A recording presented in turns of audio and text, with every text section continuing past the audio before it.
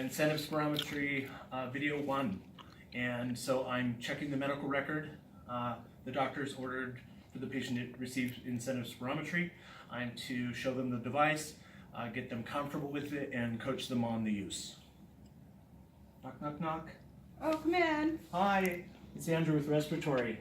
How are you doing? Hey, I'm doing alright. Yeah? Surfing Facebook. Yeah, okay, well then that's alright. That sounds like it's entertaining. Yeah, well, while you're in this place, right? You're stuck. You might as well do something, right? Other than just television. The doctor's ordered that we do an incentive spirometry device. Have you ever done anything? It's this little gadget here. Have you ever seen anything like this before? Maybe when I was younger I had the surgery, but I don't know. Okay, it's been a minute. Let me go ahead and do a little assessment really quick. Wash hands, gloves, assessment, breath sounds, checking for the little fine crackles for the atelectasis, which is, we're presuming this is what this is for, an atelectasis reversal from post-surgical. And cut back in. Let me go ahead and verify your name and date of birth. Oh, sure. Alicia Erickson, 6/13/89. Thank you, Alicia. Great. So what you have here is an IS device. This is going to help us after the surgery. You're going to be in bed a bit. We want to make sure that you increase the rate at which you're healing, and that is based upon you getting adequate oxygen exchange. The tissues have what they need. Repairing takes energy, and energy that is produced at the cellular level requires oxygen in and CO2 out. So yeah, this is all part of the blowing your. So this is part of that process. This will help open up the lungs, allow them to maximize their ability to do that, instead of being kind of smushed down from being in bed and being in pain. We're going to assume this is non-thoracic surgery, just for the video's sake. So what you do, where's your filter? Okay. You're going to make a nice tight seal on the mouthpiece. This shows us, we're going to set the guidelines. I'm going to get a nomogram. Can I get your height in, you can give me feet and inches. How tall are you? 66 inches. I just happen to know that. You do? Yeah. Wow. I'm impressed. If you want to know feet and inches, that's 5 foot. 5'6"? Yeah. I'm only 2 inches taller. 5'5", but I like to say What a 5'6". cheater. It's like 5'5" and a half. That's fine, you're rounding up. Okay, let's make sure that we got this right. So this little nomogram here gives me an estimated amount that you should, volume you should breathe with a regular non-post-surgery in your regular everyday life. So what we're gonna do is get an ultimate goal from this. It doesn't mean that we're gonna set that goal for today. We just got done with surgery, we're working towards this number. Say what? Yeah, I'll explain better. No, you're fine. 66. And now here's for the more sensitive. Can I get your age? Oh.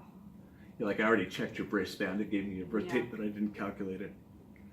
29? 29. 29 years young. 29 years young. You certainly do not look 29.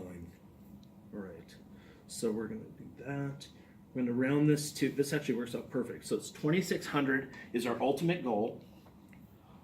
And then what you're going to do is make a nice tight seal. When you blow on this, blowing out isn't really what it's measuring. It's measuring in the air that you're pulling in. So you'll exhale through it, and then you'll pull in. And what will happen was the large white disc here will start to come up. Our ultimate goal is to come to, let's see, let me make sure I have that number correct. 2,600. That's our ultimate goal. Somewhere right around there. Okay. See how the numbers pan out to milliliters there.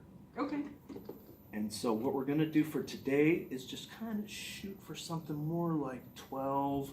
If that's really easy, we'll keep bumping it up. But this is a progressive march back to 2,600, which is what we want you to be at for optimal use of the lungs. Oh, okay. Awesome. So first of all, go ahead and make a nice tight seal with the mouth. Okay. Let's do some, where did you get that thing? It's a ridiculous gauge. Just do it. Back to the video, yeah, sorry. And breathe in. Ooh, wow. Well, you are healed. No, but and then and go ahead and give me at least a good grouping of 10. And you can breathe out in it. You're doing really good. You're really pegging it, and I'm happy about that. That's great. The capacity's there. But this is about the long game. This is about the ultimate goal. Yes. Your mouth like, ugh. Oh my. Hey, we're gonna have such a good video. Laugh with us, Scott, laugh. Okay, so what we're doing is then when you make the seal, it's more important that even though you're able to achieve a certain number in a moment, that's going to fatigue you, and it's still not asking the lungs to do exactly what we want. You're doing a good job of showing how strong the diaphragm can be, but what we want is a more fluid, slower approach to opening them up. Okay. Not just but more about pull, and you'll find it actually does fatigue you a bit more. When I practiced this, it did that to me.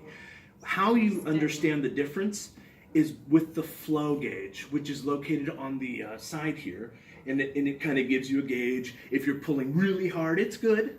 Yeah. But if you're pulling a bit lower, a bit slower, it's better. Okay. So we're going to try that.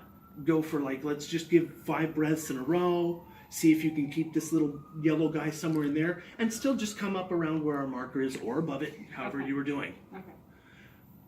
Yeah, and you can breathe out and in both through the same piece. Nice. Okay. Okay. Keep going. That was just one breath. There you go. Good job. Good job. And then, ooh. Okay. And then breathe in. And lower, lower, lower. Excellent. Excellent. Yeah, see how it gets hard. It's good though. If it's bouncing a little bit at the bottom, don't worry. Ooh. Yeah. See, that's the real trick. And you're doing perfect. Okay. How does that feel? It's a little awkward. Feels good. But it should help. Good. You should it should be a notable difference, and it's also a big marker for, when they can see that you're breathing adequately. That's helpful with physicians and the other medical staff that are seeing that you're doing this, and that's very helpful to you as long as it's not putting you. Lightheaded. Yeah, I'm sorry. Do you have any questions for me? No, this is exciting. You're gonna want to do this, probably 20 times, 20 breaths an hour. Sure. As a minimum. Yeah. You can do. Sorry, correction. I think it's not too grouped. It's we'll do 10 breaths an hour. Okay. I can do 20. I can feel like I can do 20. Well, if you can shoot for 20, if you get 10 is our minimum, and if you want to do a few more, that probably won't be any problem. You can break them up on the commercials. This is while you're awake. This is not something you have to wake up to do through the night. Okay. Okay. Cool. The sleep is paramount. And then, let's see. I'm going to go ahead and have you give me a good cough if you could. Yeah, good. Oh, yeah. You don't have a lot of congestion, but that's good that you're getting to pull enough air for a cough. Yeah. And do you have no questions? You feel comfortable enough with giving me some repeat work on this, and then we'll come and assess where you're at in terms of what you're getting to volume-wise? Oh, sure, yeah. Okay. I'm going to go ahead and do a post exercise assessment, breath sounds, heart rate, respiratory rate, and add into the medical record. Gloves off, wash your hands. Have a great day. I hope that you're out as sooner than later, and we'll check in on you in a bit. All right, you're the best. Thanks. Take care. Thank you. Mwah.